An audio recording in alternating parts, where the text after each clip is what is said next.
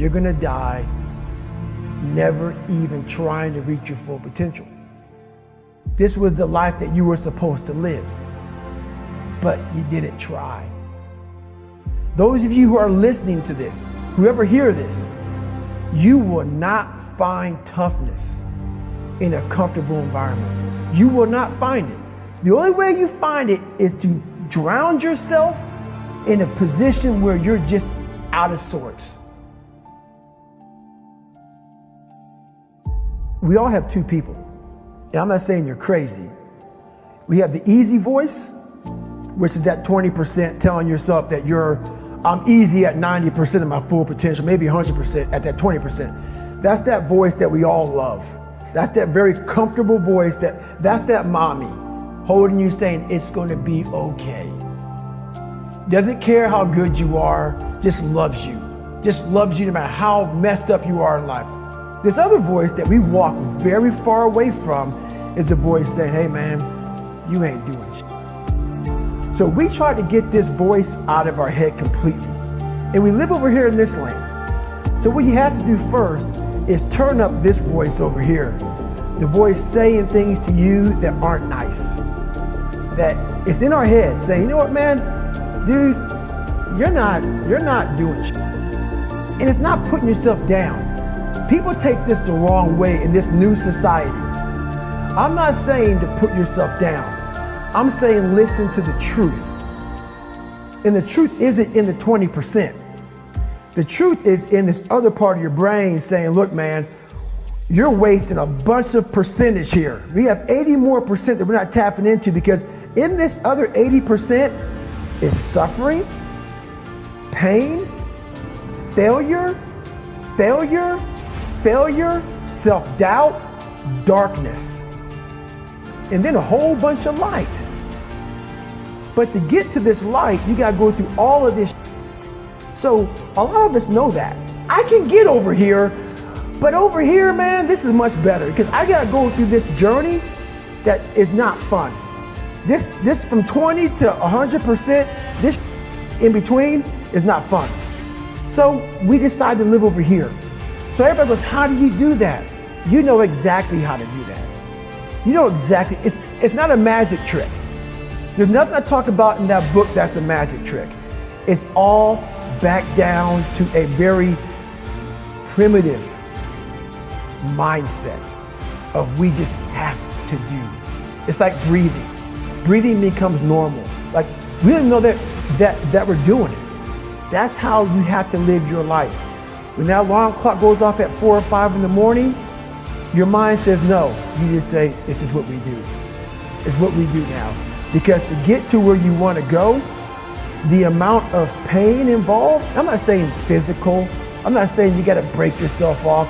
The amount of mental pain of how many times you're going to have to do something that you don't want to do to get to where you want to go is going to be, there's going to be more times you do something that you don't want to do than you are going to want to do it. And that's your new norm. That's your new norm. So then it's like breathing. And then once you do this over and over and over again, it becomes like breathing. I don't want to live this lifestyle, but to get to the other side of this, I have to. So if you really want it, you realize what trying is and what trying is not. You're not working your butt off hard enough. You're not trying hard enough. We all think we're trying hard, but what are you gauging that off of? I talked to this one kid the other day. College is kicking my ass. I said, what are you gauging that off of? I go, are you trying? He goes, yeah, I'm trying my ass off. I'm studying hard. I go, what are you gauging trying hard off of? Well, in high school, I didn't have to try at all. And I made great grades. In college, I'm trying hard. You're trying hard compared to what you did in high school, which was it came easy to you. So your reality is something you created off of something easy. So you trying hard is 2 hours of studying. I'm gonna tell you a difference in trying hard and trying hard.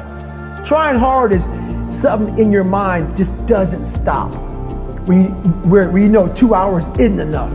When I was 297 pounds and I was fat as hell trying to be a Navy SEAL, the scariest thing in the world to me, even to this day, was that could have been the rest of my life. I thought then I was trying hard. That's the scariest thing in the world. I thought then, 297 pound, working for Ecolab, spraying for cockroaches, making $1,000 a month. I thought that was me at my 100% potential. Come to find out, a few years later, I wasn't anywhere near that. 106 pounds less, graduated Navy SEAL training, went on to do all these other things. Looking back on that, that was me trying hard. That's why people gotta understand, what is in us, we have no idea until we start trying hard. And I mean really trying hard, where you're obsessed with, hey, this is my new norm. This isn't always fun. It's not always meant to be fun. And that's when you know you're trying hard. I have this haunting voice in the back of my head. A lot of us have it. We just ignore it. And it was there for years. So I knew in the back of my mind that I could pull off this whatever. Whatever I wanted, I knew I could. But I was afraid of the work, because I wasn't gifted with brains. I wasn't gifted with God-given talent as far as like athleticism.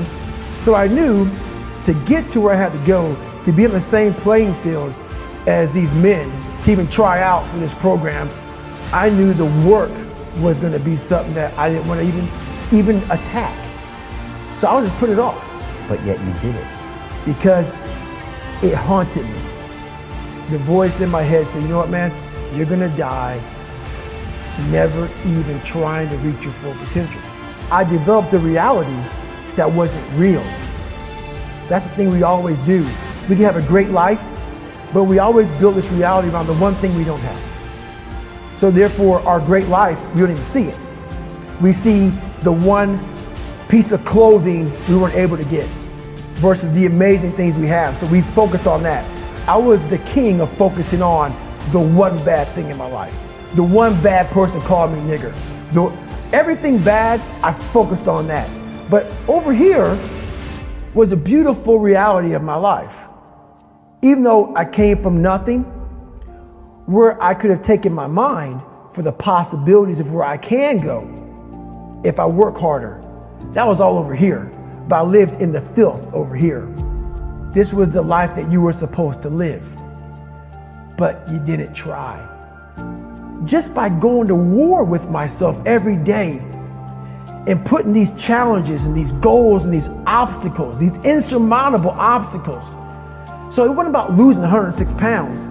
Me losing 5 pounds was an accomplishment. Me losing 10 pounds and then 50 pounds. And then the more I did this, the more I gained confidence. And then the more I gained confidence, the more I realized, these Navy SEALs, man. These guys can't do what I'm doing right now. I had no coach, had no trainer, had no money. I didn't know how to lose weight. I had no knowledge of what I was doing. I was just working. I was just sacrificing. And then through that, all these different tools started coming up. But I would have never found these tools if I didn't put myself in a very uncomfortable place. We all look for toughness. We all want it, but we look for it in a comfortable environment. You will not find toughness in a comfortable environment. Those of you who are listening to this, whoever hear this, you will not find it. I was trying to look for it everywhere. The only way you find it is to drown yourself in a position where you're just out of sorts, where you can't swim and you're drowning. Where you're drowning. You're drowning in life. But you say, you know what, man? Dad, I'm gonna figure out how to backstroke or something. And then through figuring out all these tools, your mind starts to, when you quit, your mind does this. Because you're out. Once you say, I'm not gonna quit, this is the 40%. When you quit, your mind says, we're done. So it doesn't expand. There's no expansion when you quit. When you say, you, this sucks, I'm drowning, I'm miserable, I'm suffering, I'm broken, but I'm not going anywhere. What happens to your mind is it does this. It says, he's not leaving, so we gotta expand, we gotta grow, We got to figure this thing out. So then these compartments in your brain start to they have to work. They have to work. And then you start to engage parts of your mind that you never engaged before. But you can't engage it by sitting back in these nice chairs, drinking this nice water, talking to you, talking about what I want to do. That's where the 40% thing comes in. It comes in when you're in suffer mode and you say, I'm not going to quit. You're forcing your brain now to operate on a level it's not used to, but then it becomes used to it.